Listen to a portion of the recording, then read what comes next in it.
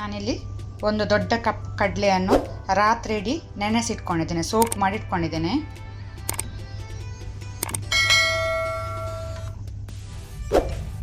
ಕಡಲೆಯನ್ನು ನಾನು ಕುಕ್ಕರ್ಗೆ ಹಾಕ್ಕೊಂಡೆ. ಸಾಲ್ಟ್ ಸ್ವಲ್ಪ ಉಪ್ಪು ರುಚಿಗೆ ತಕ್ಕಷ್ಟು ಹಾಕೋಣ. ಬೇಯಲಿಕ್ಕೆ ಎಷ್ಟು ನೀರು ಬೇಕು ನೋಡಿಕೊಂಡು ಹಾಕ್ಕೊಳ್ಳಿ. ಕುಕ್ಕರಿಗೆ ಚೆನ್ನಾಗಿ ಮುಳುಗುವಷ್ಟು ನೀರು ಹಾಕ್ಕೊಂಡ್ರೆ ಸಾಕು.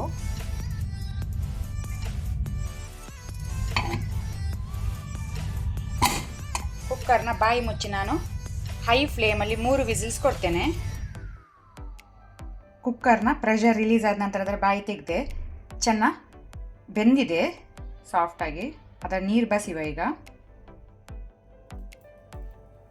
ಪ್ಯಾನಿಗೆ ನಾನು ಎಣ್ಣೆ ಹಾಕ್ಕೊಳ್ತೇನೆ, 3 ಟೇಬಲ್ ಸ್ಪೂನ್. ಎಣ್ಣೆ ಬಿಸಿಯಾದ ನಂತರ ಅರ್ಧ ಟೀ ಸ್ಪೂನ್ ಸಾಸಿವೆ ಹಾಕ್ತೇನೆ. ಸಾಸಿವೆ ಚಟಪಟ ಆಗಲಿ.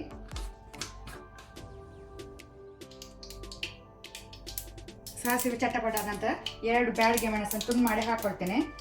ಫ್ಲೇಮನ್ನು ಲೋ ಅಲ್ಲಿ ಇಟ್ಕೊಂಡಿದ್ದೇನೆ.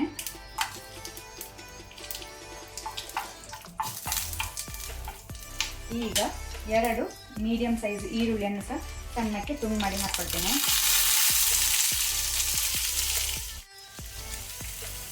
ಈರುಳ್ಳಿ ಜೊತೆನೆ 2 ಕಡ್ಡಿ ಒಗ್ಗರಣೆ ಸೊಪ್ಪು ಕರಿ ಲೀವ್ಸ್ ಹಾಕ್ಕೊಳ್ತೇನೆ. ಕಡಲೆ ಬೇಯುವಾಗ ನಾವು ಉಪ್ಪು ಹಾಕ್ಕೊಂಡಿದ್ದೇವೆ. ಈಗ ಸ್ವಲ್ಪ ಉಪ್ಪು ಹಾಕೋಣ, ಜಾಸ್ತಿ ಒಮ್ಮೆನೆ ಹಾಕ್ಕೊಳ್ಬೇಡಿ, ಮತ್ತೆ ಬೇಕಂದರೆ ಅಡ್ಜಸ್ಟ್ ಮಾಡ್ಕೊಳ್ಬೋದು. ಈಗ ಮೀಡಿಯಂ ಫ್ಲೇಮಲ್ಲಿ ಈರುಳ್ಳಿಯನ್ನು ಒಳ್ಳೆ ರೀತಿ ಫ್ರೈ ಮಾಡುವ. ಈರುಳ್ಳಿ ಕಲರ್ ಚೇಂಜ್ ಆಗಬೇಕು. ಈರುಳ್ಳಿ ಒಳ್ಳೆ ರೀತಿ ಕೆಂಪಾಗಿದೆ. ಈಗ ಫ್ಲೇಮನ್ನು ಲೋ ಅಲ್ಲಿ ಇಟ್ಕೊಂಡು 1 ಟೀ ಸ್ಪೂನ್ ಚಿಲ್ಲಿ ಪೌಡರ್ ಹಾಕ್ಕೊಳ್ತೇನೆ. ಖಾರ ನಿಮಗೆ ಹೆಚ್ಚು ಬೇಕಿದ್ರೆ ಹೆಚ್ಚು ಹಾಕ್ಕೊಳ್ಬೋದು. ಒಂದು ಅರ್ಧ ಟೀ ಸ್ಪೂನ್ ಅಷ್ಟು ಅರಶಿನ ಟರ್ಮರಿಕ್. ಆನಂತರ ಮೀಟ್ ಮಸಾಲ 1 ಟೀ ಸ್ಪೂನ್ ಹಾಕ್ಕೊಳ್ತೇನೆ.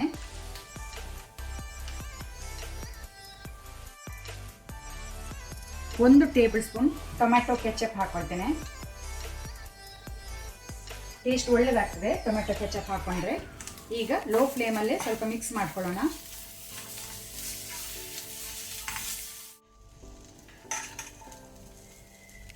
ಈಗ ಬೇಯಿಸಿಟ್ಟ ಕಡಲೆಯನ್ನು ಸೇರಿಸಿಕೊಳ್ಳುವ.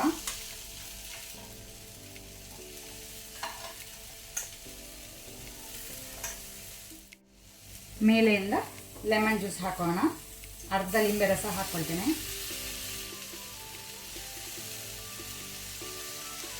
ಒಳ್ಳೆ ರೀತಿಯೊಮ್ಮೆ ಮಿಕ್ಸ್ ಮಾಡ್ಕೊಳ್ಳೋ. ಈಗ ನಾನು ಫ್ಲೇಮ್ ಲೋ ಅಲ್ಲೇ ಇಟ್ಕೊಂಡಿದ್ದೇನೆ.